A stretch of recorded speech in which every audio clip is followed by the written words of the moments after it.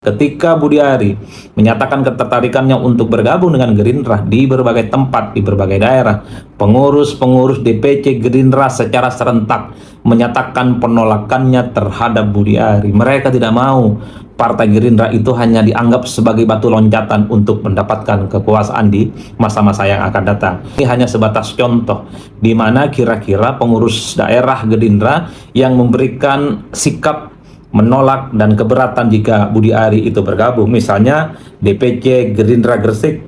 DPC Gerindra Gresik menyatakan bahwa Gerindra itu adalah tempat untuk berjuang demi kepentingan rakyat, bukan dijadikan hanya sebatas untuk memburu kekuasaan semata. Begitupun dengan DPC Sidoarjo. Mereka itu rata-rata kemudian mengusulkan kepada Pak Prabowo Subianto untuk menolak Budi Ari karena dinilai melakukan perbuatan-perbuatan yang dikhawatirkan akan merusak nama baik Gerindra dan akan merusak nama baik Pak Prabowo Subianto. Begitupun dengan misalnya pengurus DPC Gerindra Tulungagung. Rata-rata hasil diskusinya katanya itu tentu mereka juga tidak mau Gerindra hanya sebatas dijadikan sebagai tempat untuk mendapatkan suaka politik kepada Pak Budi Ari dan seterusnya dan seterusnya.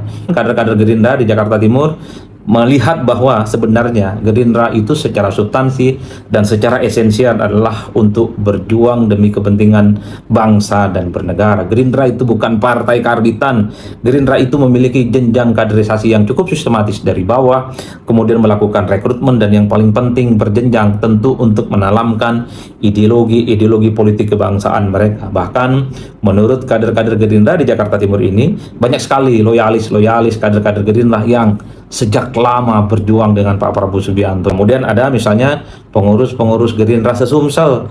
Mereka menyatakan bahwa Partai Gerindra itu adalah mestinya diisi oleh kader-kader Gerindra yang sejak awal memberikan perjuangan, memberikan totalitas, memberikan loyalitas kepada Prabowo Subianto, bukan kepada mereka yang hanya hadir belakangan dan kemudian mengaku paling loyal terhadap Presiden dan Ketua Umum Partai Gerindra yaitu Prabowo Subianto. Yang paling penting bagi saya ke depan, jika ada orang-orang yang hanya sebatas bergabung dengan partai politik tertentu, kalau dia lebih menonjol keinginan politiknya, sebatas mengejar jabatan, sebatas untuk mendapatkan kekuasaan, ya sebaiknya memang orang-orang semacam ini harus ditolak, karena dalam banyak hal yang seperti inilah kemudian akan merusak bagaimana citra dan marwah partai di masa-masa yang akan datang.